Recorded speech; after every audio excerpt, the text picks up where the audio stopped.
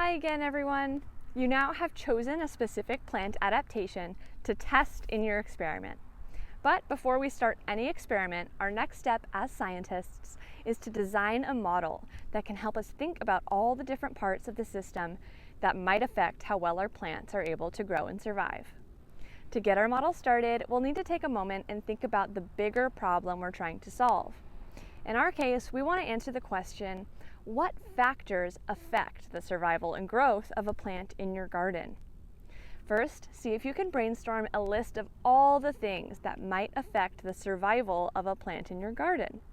These could include abiotic or non-living parts of the ecosystem, such as sunlight, soil, and water. It could also include biotic or living parts of the ecosystem, like animals or even parts of the plant, like their leaves or branches.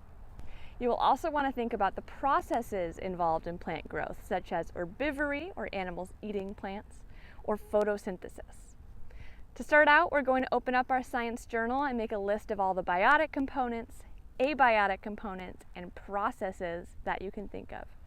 Don't worry yet about how they interact, just brainstorm as many different components and processes as you can. Record them in your science journal in the 3 categories: biotic components, abiotic components, and processes. Move on to the next slide for instructions on how to set this up in your science notebook.